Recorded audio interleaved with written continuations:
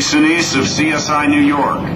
On April 18, 1942, while most Americans were still reeling from the attack on Pearl Harbor, Lieutenant Colonel James H. Doolittle was leading a daring raid over Tokyo.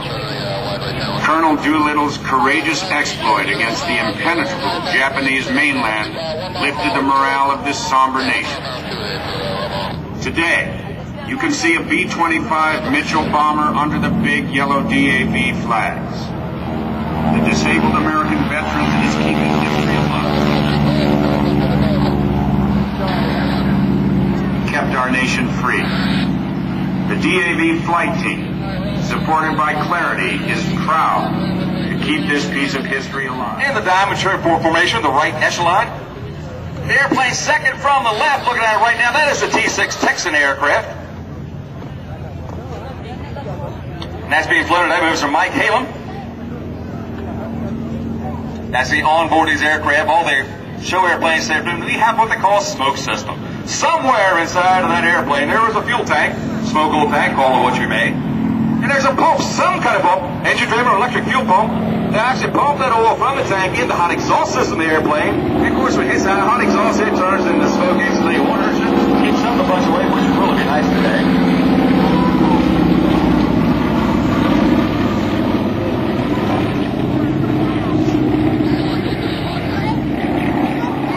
Our lead pilot this afternoon is Mr. Martin Sheehan. He's with the red-white CJ-6 aircraft. I'm saying formation pass. Our Yak 52s, the CJ-6 and the T-6 Texan aircraft.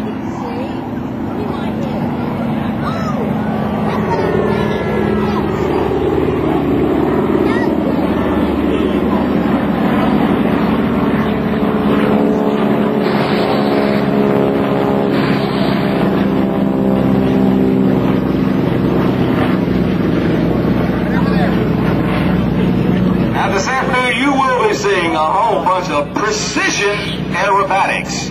Not aerobics, not acrobatics, and not stunts.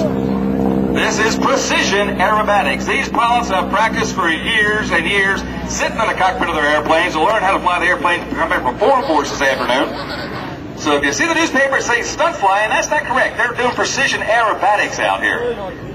Nobody's flying through billboards. Nobody's jumping off a tower into a ball of fire. We're just flying precision aerobatics out here.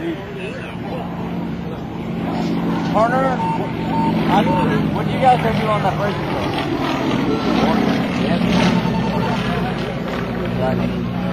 question? Our solo pilot this afternoon is Martin in the CJ-6 aircraft. Now, Martin has accumulated more than 10,000 hours of flight time. He's retired Marine Lieutenant Colonel.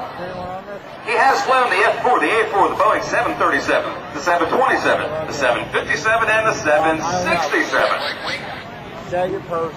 As Martin Sheehan flies the CJ-6 around, boys, your water back to breath. You see the nose off an F-4 Blue Angel Phantom back there. You can get your picture taken in that. Just like the Blues flew. That is the nose off the airplane that the Blue Angels flew, the predecessor to the F-18.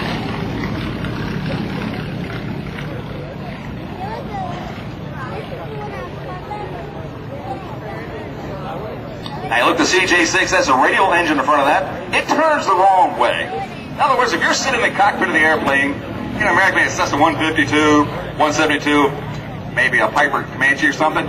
You look at the prop, it's turning clockwise from inside the cockpit. From inside the cockpit of the CJ-6 is turning counterclockwise. You say, what difference does that make? Well, it makes a whole bunch of difference when you're performing takeoffs. You're going straight up in the air, they have the torque, the engine actually pulling the airplane the opposite direction. So in other words, when you go up there and do a hammerhead turn on a standard or American-built airplane, it goes hammerhead to left. With a foreign-built, with a Russian engine in front of the CJ-6, they'll hammerhead to the right.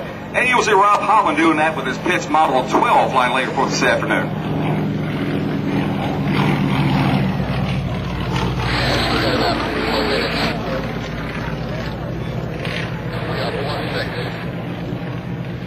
As he Martin do the half Cuban turnaround as he loads himself about 2.5 to 3 pops. He pulls the bottom side, comes up 270 degrees through the loop. On the 45 downline, rolls the airplane back to the upright position. The half Cuban turnaround.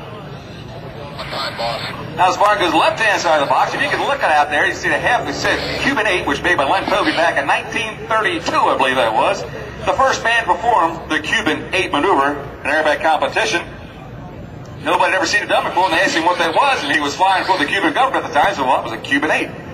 If the smoke could hang on long enough, you would see the figure 8 in the sky out there.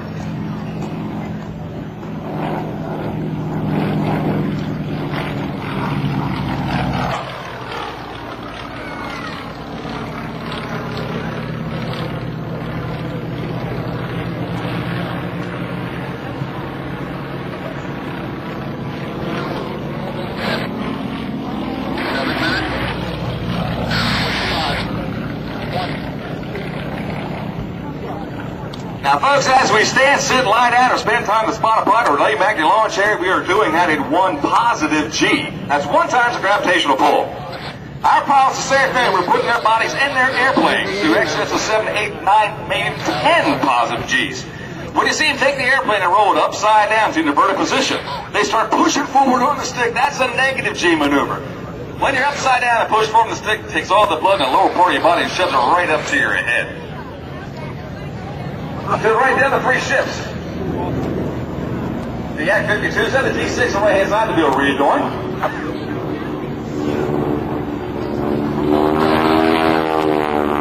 Our number 2 ship, Mr. Ken Stevens. He's a local real estate developer. That's the lead airplane right now. The T6 out there can be flown today by Mr. Tom Reynolds. I'm sorry, Mr. Mike House on the T6 for us. This is an Army T6. Now, the T6 was known as the SNJ, the T6, or the Harvard, depending on where it was. The Canadians called it the Harvard. Our U.S. Army Air Corps called it the T6, the Texan. And the Navy called it the SNJ.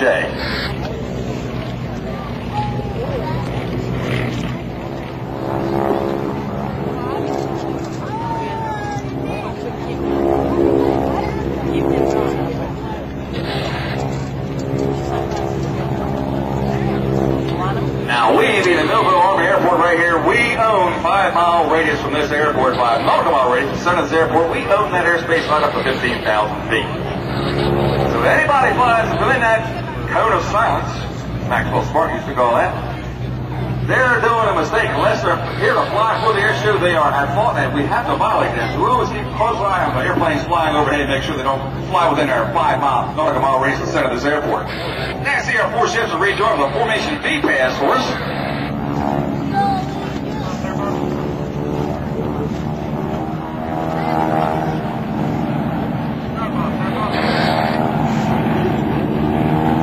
There you can see the red, the CJ6 Elite aircraft. You can see the landing gear just sticking out of the bottom side. But that nice little thing on the bottom. Plus, here's a way to look the tail. The CJ6 has a rounded off tail, and the Yak 52 has a squared off vertical stab.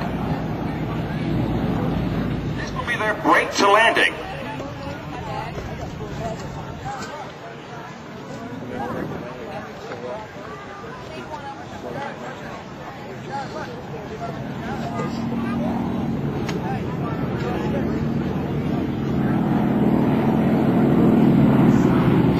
Well, why do they do this? Well, if you came back for a combat mission, you come back, get back just as quick as you can. There's a certain speed that you can extend the landing gear with the flaps of the aircraft to slow it down.